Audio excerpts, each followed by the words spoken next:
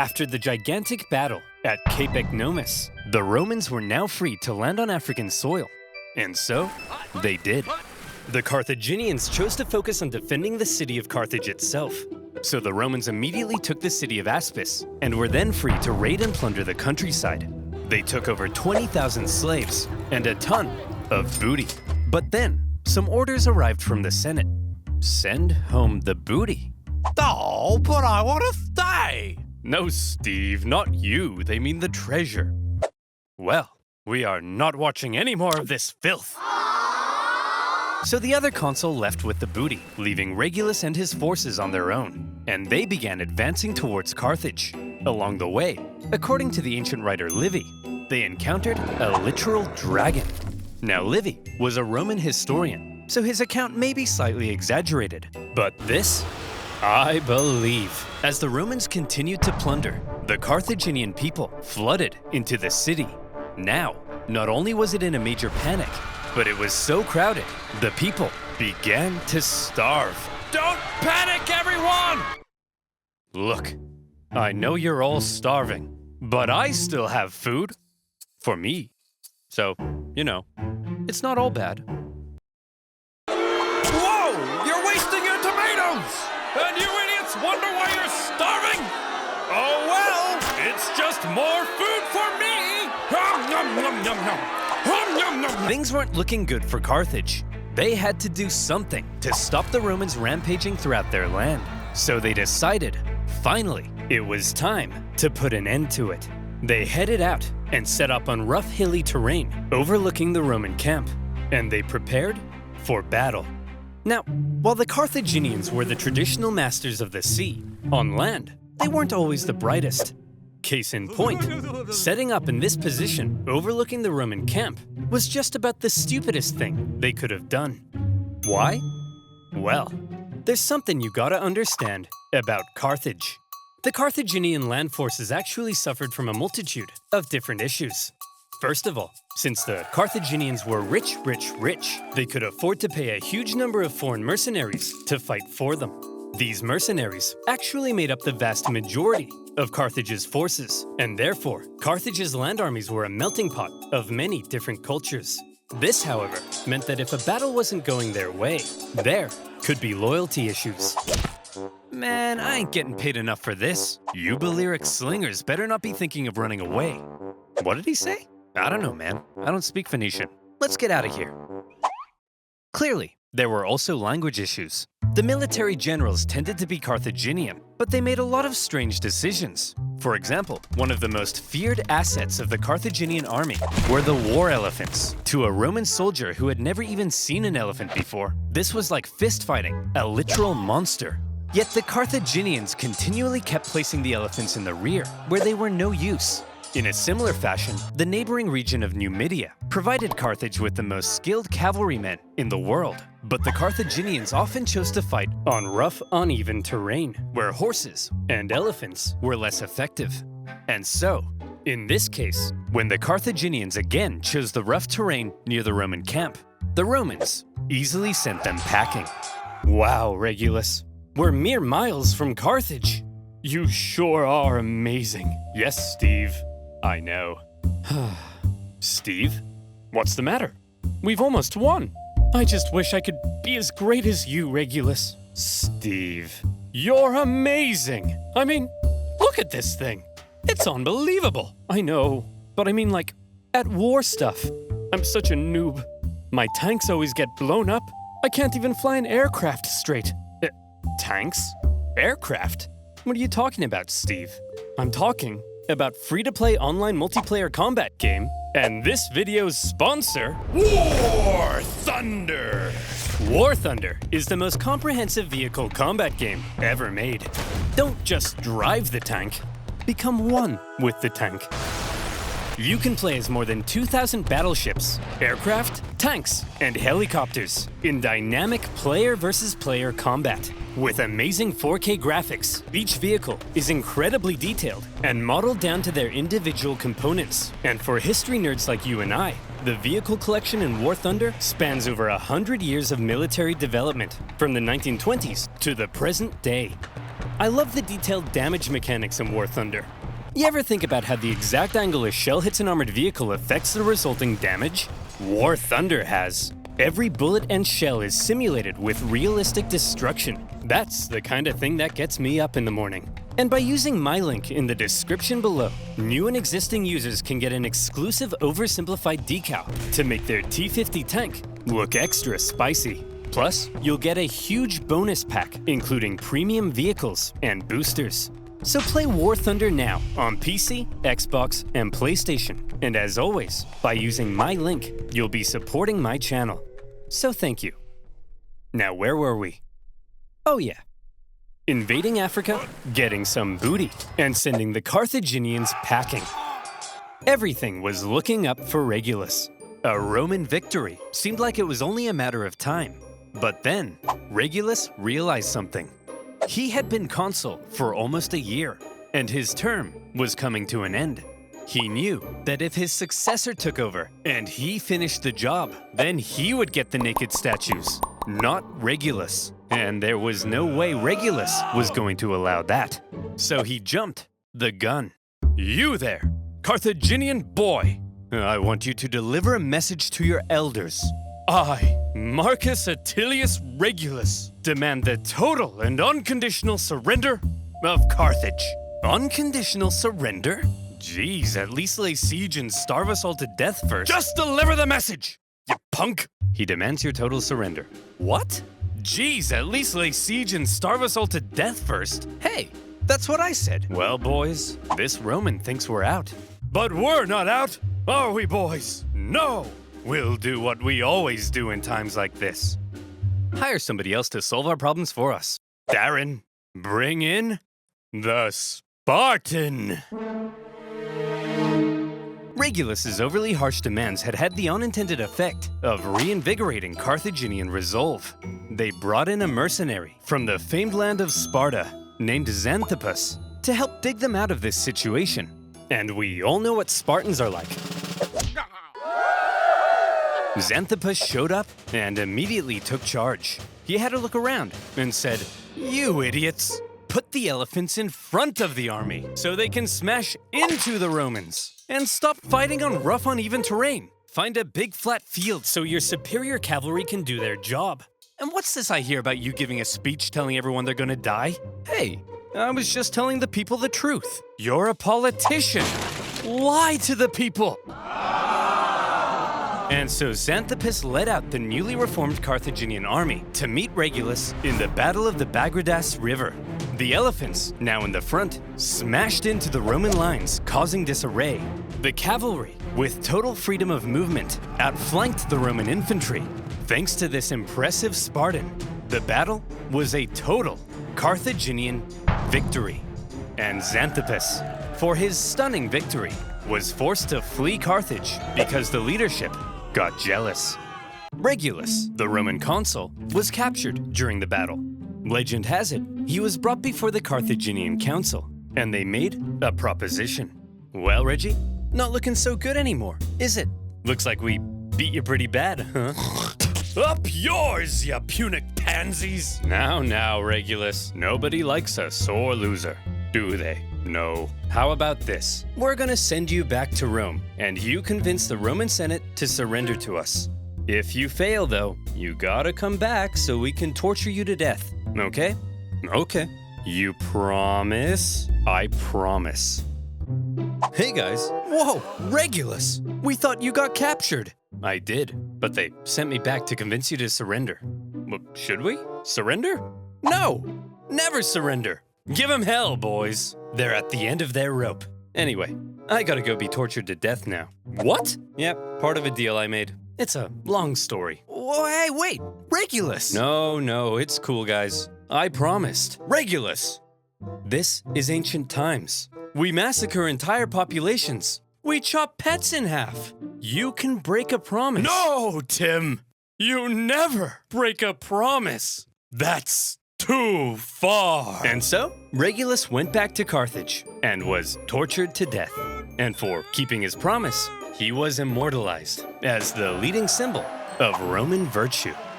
Meanwhile, after their defeat in Africa, The remaining Roman survivors, still in Africa, were still in Africa, and they needed to be rescued.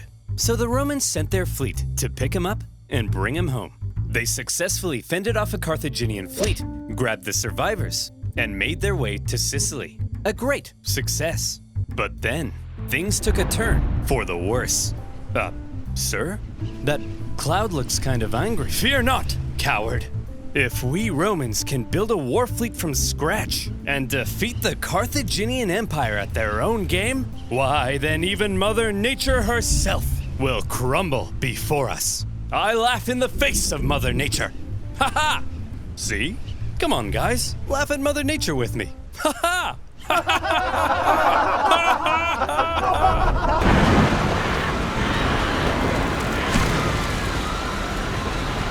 284 ships, nearly 80% of the Roman fleet was destroyed. As many as 100,000 men drowned in a terrifying act of nature. Never before had Rome lost so many men in a single incident. 100,000 casualties for any other nation would be crippling. Any other nation would hastily sue for peace. Any other nation would spend decades trying to recover. But Rome was not just any other nation. Infamous for its unrelenting determination in the face of overwhelming odds, Rome said, well, I guess we'll just have to build another fleet. And they did. In just 3 months, they built 220 more ships. An astonishing feat. The Romans sent out their brand spanking new war fleet, and they got caught in another storm. This time, a whole nother fleet was lost. And still, the Romans did not give up. The Carthaginians couldn't believe it. Their enemy had just lost hundreds of thousands of men, had 2 fleets almost entirely destroyed, and they still wouldn't surrender. As one Roman poet put it, the victor is not victorious if the vanquished does not consider himself so. In typical Roman fashion, after a short break, they were once again building another fleet. However, for now, after all the disasters at sea, the focus began shifting back to the land campaign in Sicily. The Carthaginians, overconfident from recent successes, attempted to retake Panormus, but the Romans countered the terrifying war elephants by throwing stuff at them and scaring them away. Having stopped the Carthaginian advance, the road was now open to the final Carthaginian stronghold on the island, Lilybaeum. Lilybaeum was an extremely well-fortified city. In 250 BC, the Romans laid siege. The Carthaginian defense, however, was fierce, and skilled blockade runners kept the city supplied. Progress was so slow that the siege would last another 9 years. To make matters worse, the Carthaginians later sent possibly the greatest military general of the time, a man named Hamilcar Barca, to the island. He engaged in a skillful campaign of guerrilla warfare behind enemy lines, and for the remainder of the war, he was a major thorn in the Roman side. For now, with the deadlocked siege at Lilybaeum and the new Roman fleet at sea, things seemed to be at a standstill, and the Romans had to do something to break the deadlock. Thankfully, the Roman consul, Clodius Pulcher, had an idea. He tried to get things moving by attacking the Carthaginian fleet at Drepana. Now, before a battle, to predict if they would win, it was common for the Romans to look for signs from the gods. This could mean observing the weather or inspecting some cow livers. You know, typical religion stuff. In this case, Pulcher reportedly tried to feed some sacred chickens, but unfortunately for him, they wouldn't eat a crumb. A very bad sign. Well, he said, if they won't eat, then let them drink! Stupid chickens! We'll observe the weather instead. Gods, give me a sign. Ignore that. Okay, how about this? If I can get this piece of paper into that trash basket, we'll win. Okay, if I can stand here silently for 5 seconds and do nothing, we'll win! Dagnabbit! Pulcher chose to ignore the signs from the gods, and in the following battle, the superior Carthaginians tore them to shreds. It also didn't help that by now the Romans had removed the corvus to stabilize their ships, and without their secret weapon, it was a disaster, and Pulcher was disgraced. To make matters worse, the victorious Carthaginian fleet then went on to intercept a Roman supply fleet on its way to Lilybaeum. As they approached, however, they saw the signs of an incoming storm, so they took shelter. The Romans, on the other hand, said, "Onward, men! Set sail! We've got to deliver these supplies stat!" But sir, those clouds, don't you think we ought to have learned our lesson by now? Yes, Brian, we ought to have. But we haven't. Another fleet and 50,000 men lost in another storm. Disaster. Now, at this point, there still really isn't a clear winner. Sure, the Romans have captured most of Sicily and cornered the Carthaginian land forces at Lilybaeum, but the continued disasters at sea were critically depleting their resources, and without a strong fleet, Rome could not win. Meanwhile, Hamilcar Barca was still knocking about and creating even more problems. So, where do we go from here? How does this war finally end? By now, the two sides had been fighting for 23 years. They were exhausted. Their money, their resources, their strength were all utterly spent. The Carthaginians in particular were eager to see the war end so they could get back to trading and making money. So after the latest Roman disaster at sea, they said, "Look, there ain't no way in heck the Romans can come back again. They can't possibly afford to build another fleet. They're done. That's it. Recall the navy, repurpose them as merchant ships, and let's get back to making some money." Assuming the Romans would soon make peace, an anti-war faction within the government recalled a large portion of the navy, leaving Hamilcar on his own. The victors appeared to be declaring themselves victorious. Meanwhile, the vanquished were getting ready for round 5. The Romans built another fleet, this time heavily relying on patriotic donations from the upper classes to afford it. And once again, they put to sea. Sir? The Romans have built another fleet. Oh, for goodness sake, Clarence, can't you see I'm busy rolling around in this pile of money? But sir, I don't care anymore, Clarence. I just don't care! The Carthaginian politicians made a fairly lackluster final effort with a poorly built fleet to supply their forces in Sicily. But when the brand new Roman fleet caught them at the Battle of the Aegates, even without their signature corvus, they dealt them the final blow. And that was that. 23 years of war. Neither side could afford to keep fighting, but the Romans showed that they intended to anyway. The Carthaginians had no choice but to throw in the towel. The war had been long and hard for both sides, but in the end, it was Roman determination that won the fight. The Romans had spent the entire war trying to find a way to deliver the knockout blow. They learned how to build a fleet and engage in naval combat. They developed ingenious new ways of waging war. They attempted an invasion of the Carthaginian heartland, and whenever disasters struck them, they always came back, again and again. The Carthaginians, on the other hand, spent the entire war watching whatever Rome did, and then figuring out how to respond. They were much more passive, and so, it's no wonder then that when both sides were close to collapse, Rome was the one who figured out how to go that little bit further. In 241 BC, the Carthaginian politicians sent word to Hamilcar Barca that he was on his own and could choose to make peace with the Romans if he wished. Hamilcar was stunned. He felt betrayed by the politicians. Some sources say he refused to even negotiate. Nevertheless, terms had to be drawn up. Well, Hammy, I'm glad you Carthaginians have finally come to your senses and recognized who the true winner is. How many fleets did you lose? Okay, here are our terms. You leave Sicily to us and return all of our prisoners.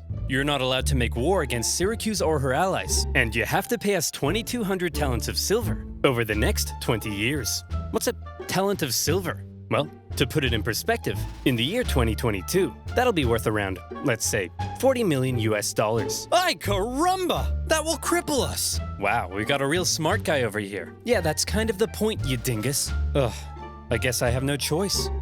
I accept. Great! Oh, by the way, we changed our minds. You actually have to pay us 3,200 talents of silver over 10 years. Thanks for accepting. Dude! See you later. Hey! You didn't let me say uncool! He didn't let me stay on cool. The treaty was extremely punishing, and by switching up the terms at the last minute, they enraged the Carthaginians. But still, one of the longest and deadliest wars at the time was finally over. The Romans had won. They achieved their aim of gaining Sicily. And even though it wasn't part of the peace deal, they took advantage of a weakened Carthage and grabbed Corsica and Sardinia as well. Roman expansion beyond the Italian peninsula had just begun. The Romans hoped that now the Carthaginians would forever be under their thumb. Unfortunately, the harsh terms they placed on the Carthaginians at the end of the war left a growing anger, one that would come back to haunt them. One day, Carthage will have its revenge. That's nice, dear. I'm serious, woman. Maybe not in my lifetime, but perhaps in his. My beautiful son. You are born into a momentous destiny. You shall be Rome's greatest enemy. You'll tear Rome limb from limb. You'll burn their pathetic city into the ground. You'll slaughter their people, men, women, and children. My child, you are vengeance. Stop telling our baby he's vengeance. But he is, Barbara. He's vengeance. That may be so someday, but for now, our son has a name, and you should call him that instead. His name is...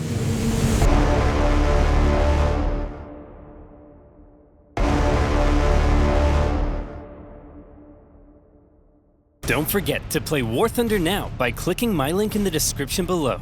Get a huge bonus pack including premium vehicles, boosters, and more. New and existing users will also get the very sexy oversimplified decal, so you can destroy your enemies in style.